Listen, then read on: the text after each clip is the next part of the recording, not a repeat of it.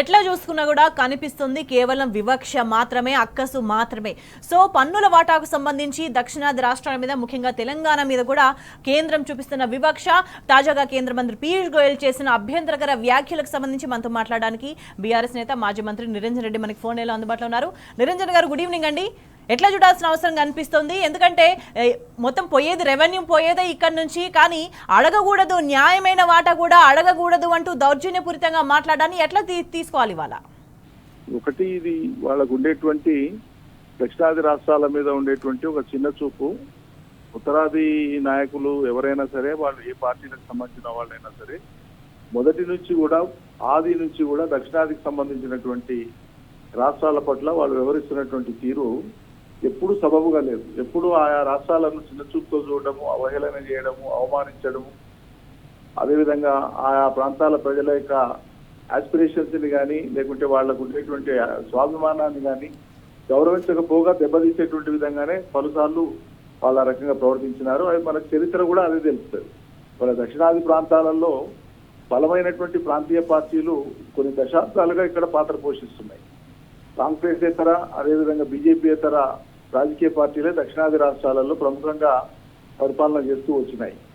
ఆంధ్రప్రదేశ్లో ఆనాడు తెలుగుదేశం కావచ్చు, తెలంగాణ ఏర్పడిన తర్వాత తెలంగాణ రాష్ట్రపతి కావచ్చు, కేరళలో లెఫ్ట్ ఫ్రంట్ కావచ్చు, యునైటెడ్ ఫ్రంట్ కావచ్చు, డిఎంకే, ఏడీఎంకే తమిళనాడు కావచ్చు, కర్ణాటకలో చాలా సంవత్సరాలు జనతాదళ్ లేదా జనతా పార్టీ కావచ్చు.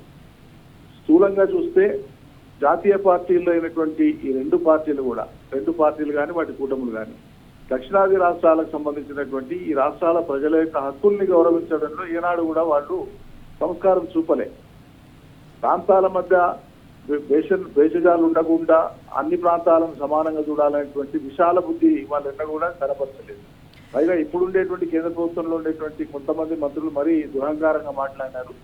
ఇది మా సమంజసం కాదు, అంతేవిధంగా ఖండనార్హమైనటువంటిది.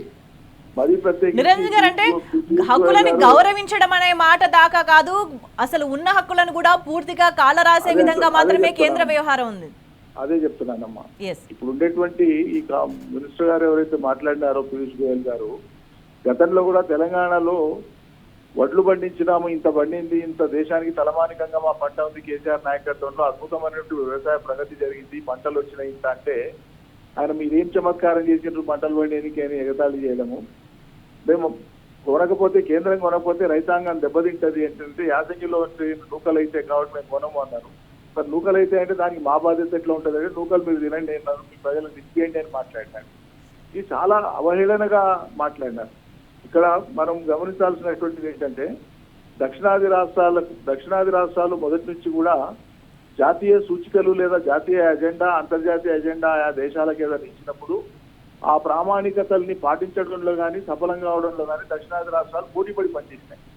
అంటే ఇక్కడ ఉండేటువంటి సంక్షేమాన్ని అభివృద్ధి పరచడం, సంక్షేమం కానీ అభివృద్ధి కానీ, అదేవిధంగా ప్రజలకు కావాల్సిన మౌలిక సదుపాయాలు కల్పించడంలో కానీ, ప్రభుత్వాలు కోరినటువంటి విధంగా ప్రజలు కూడా వాళ్ళ యొక్క పాత్ర పోషించడం కానీ, కుటుంబ నియంత్రణ కావచ్చు, లేకపోతే పారిశుద్ధ్యం కావచ్చు, లేకపోతే విద్య కావచ్చు, సాంఘిక సంక్షేమం కావచ్చు, అన్ని రంగాలలో ప్రజలు కూడా ఉత్తరాది ప్రాంతాలతో పోల్చి చూసినప్పుడు మనం 25-30 సంవత్సరాలు అహెడ్ ఉన్నాం. దానికి మనం సంతోషపడతాం, కానీ ఇతర ప్రాంతాల పట్ల మనకు వ్యతిరేకత లేదు. మనం కష్టపడి మనం ఎదిగి ముందుకు వచ్చినప్పుడు న్యాయబద్ధంగా మనకి ఇవ్వాల్సినటువంటి వాటా మన ట్యాక్సులు మనకు న్యాయబద్ధంగా ప్రపోర్షనేట్ గా ఇవ్వమంటే, మనం ఆర్జించేటప్పుడు మాత్రం మనం ఆర్జించాలా, ఇవ్వాలా, ఇచ్చేటప్పుడు మాత్రం మనం ఏదో భిక్షగాళ్ళమైనట్లు, వాళ్ళు ఏదో భిక్షమిస్తున్నట్లు, తిరుపమిస్తున్నట్లు, దానం ఇస్తున్నట్లు వాళ్ళు వ్యవహరించేటువంటి తీరు ఇది ఫెడరల్ స్ఫూర్తికి విఘాతము.